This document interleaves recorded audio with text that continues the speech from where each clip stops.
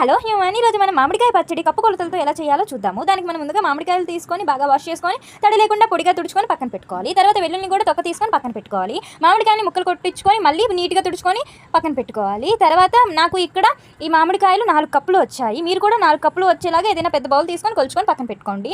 4 కప్పులు మామిడికాయ ముక్కలకి 2 కప్పులు శనగ నూనె పట్టిద్ది. ఫస్ట్ 1 కప్పు శనగ నూనె మామిడికాయ ముక్కల్లో కలిపేసుకొని పక్కన పెట్టుకోవాలి. తర్వాత 4 కప్పులు ముక్కలకి 1 కప్పు కారము, 1/2 కప్పు ఆవపిండి, 3/4 కప్పు కల్లుప్పు, 1 స్పూన్ పసుపు, 2 స్పూన్లు మెంతు పొడి, 1/2 కప్పు వెల్లుల్లి పడతాయి. ఇవన్నీ వేసుకొని బాగా మిక్స్ చేసుకొని మనం ఆయిల్ కలిపి పెట్టుకున్న ముక్కల్లో మిక్స్ చేసేసుకోవడమే. వేసేసుకొని ఇదంతా బాగా కలిసినాక బ్యాలెన్స్ 1 కప్పు శనగ నూనె ఉంటుంది కదా, అది మళ్ళీ దీంట్లో వేసేసుకొని బాగా మిక్స్ చేసేసుకొని 8 కంటైనర్లో పెట్టి స్టోర్ చేసుకోవడమే. మనం స్టోర్ చేసుకునేటప్పుడు కిందంతా పచ్చడి ఉండాలి, పైన ఆయిల్ తేలాలి. అలా ఉంటేనే ముక్క బూజు పట్టదు, లేకపోతే ముక్క బూజు పట్టేసిద్ది. తర్వాత 3 days ఆగిన తర్వాత పచ్చడిని ఇలా తిరగ కలుపుకొని ఉప్పు ఏమన్నా సరిపోకపోతే అడ్జస్ట్ చేసేసుకోవాలి. నేను ఇక్కడ ఫస్ట్ జాడీలో పెట్టుకోలేదు కాబట్టి ఇప్పుడు పెట్టుకున్నాను. అంతే. Bye human.